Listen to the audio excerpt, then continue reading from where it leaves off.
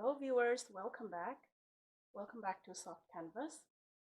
আজকে আমি তৈরি করব বাংলাদেশের জাতীয় মাছ এবং বাঙালির খুবই প্রিয় একটা ডিশ, যেটা হচ্ছে সর্ষে ইলিশ।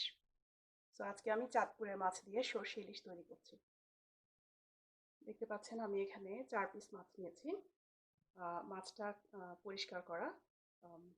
আমি এখন এটাকে লবণ আর হলুদ আর অল্প একটু মরিচ দিয়ে এটাকে ম্যারিনেট করব।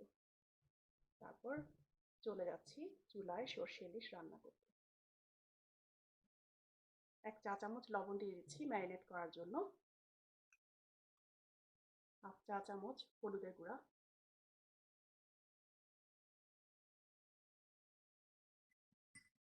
1/4 চা চামচ মরিচের গুঁড়া। এটা দিয়ে ম্যারিনেট করব। করে তারপর চলে যাব আমরা চুলায় অন্য পার্টগুলো দেখানোর জন্য। সর্ষে ইলিশ তৈরি করাটা হচ্ছে খুবই সহজ এবং খুব অল্প সময় লাগে, বিকজ মাছটাকে ভাজার কোনো প্রয়োজন নেই। আর মেন জিনিস হচ্ছে এটাকে কিন্তু সরিষার তেল দিয়ে রান্না করতে হবে আর সর্ষে বাটা দিতে হবে। এই দুইটাই হচ্ছে মেইন জিনিস, আর তেমন কোনো মশলার প্রয়োজন নেই, হলুদ আর মরিচই এনাফ।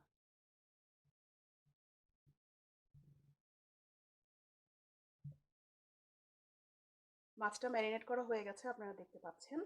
এখন আমি যেটা করব সেটা হচ্ছে চুলায় চলে যাচ্ছি। ইন দ্য মিন টাইম এটা 5-7 মিনিটের মতো ম্যারিনেশন অবস্থায় থাকবে। সর্ষে ইলিশ অনেকেই অনেকভাবে বানিয়ে থাকেন।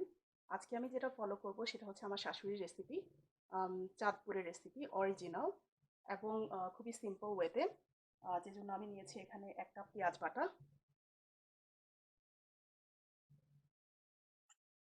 সাদা সরিষা 2 টেবিল চামচ, আর কালো সরিষা 1 চা চামচ, 2টা কাঁচামরিচ আর একটু লবণ দিয়ে পেস্ট করে নেব। আর লাগছে 1/2 চা চামচ হলুদের গুঁড়া,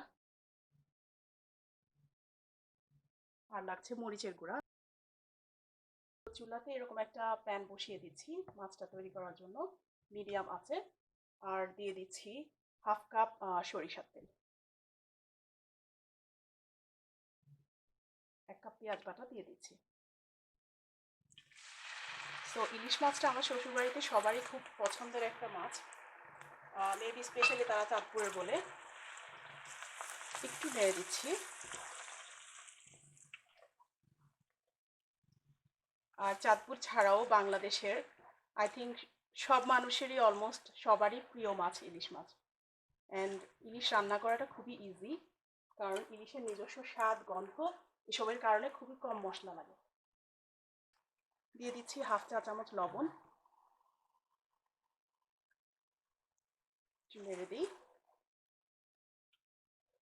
অনেকে যেটা করেন সেটা হচ্ছে কালো জিরা ফোড়ন বা জিরার ফোড়ন দিয়ে থাকেন, বাট লাইক আমি বলছি যে আমি এটা চাঁদপুরের স্পেশাল ওয়েতে করছি, খুবই অল্প স্পাইস অ্যান্ড খুবই অথেন্টিক ওয়ে।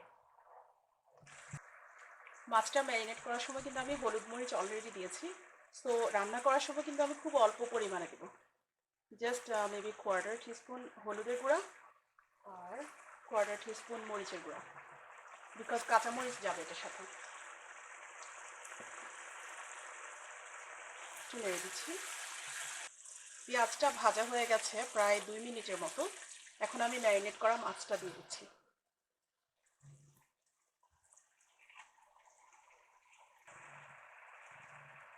এক মিনিটের মতো একটু থাকবে পেঁয়াজটার উপর, তারপর এটাকে উল্টে দিব।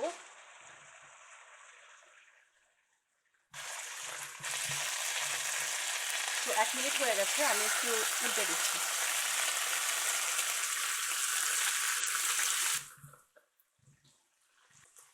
তো এই পাশটাও প্রায় 1 মিনিটের মতো ভাজা হয়ে গেছে। এখন আমি দিয়ে দিচ্ছি পেস্ট করে রাখা সরিষাটা। এরপর দিয়ে দিব 2 কাপের মতো পানি। এরপর আমি 2 কাপ পানি দিয়ে এটাকে ঢেকে দিব রান্না হওয়ার জন্য।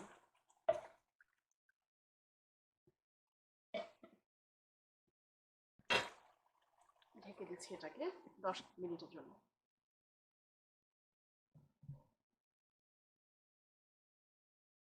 ফিরে এলাম 8 মিনিট পর।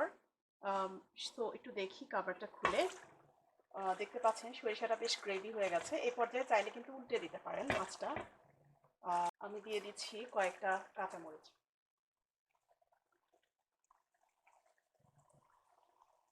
আবার ঢেকে দিচ্ছি 2-3 মিনিটের জন্য। এটা অলমোস্ট রেডি। তো 2-3 মিনিটে এটার গ্রেভিটা আরেকটু বেশি হবে।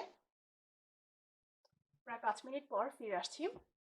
দেখতে পাচ্ছেন সরিষাটা অনেক ঘন হয়ে গেছে, মাছটা পারফেক্টলি কুক হয়েছে। সো আমি এখন এটাকে একটা সার্ভিং প্লেটে ঢেলে নিচ্ছি। ওকে ভিউয়ার্স, দেখতে পাচ্ছেন যে বাংলাদেশের জাতীয় মাছ এবং বাঙালির প্রিয় ডিশ সর্ষে ইলিশ ready. Thank you so much for watching.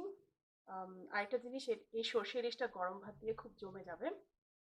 চাঁদপুরের যারা আছেন প্লিজ আমাদেরকে একটা লাইক দিবেন, আর যারা ইলিশ মাছ পছন্দ করেন প্লিজ সাবস্ক্রাইব করবেন, একটা লাইক দিবেন। Thank you for watching our video.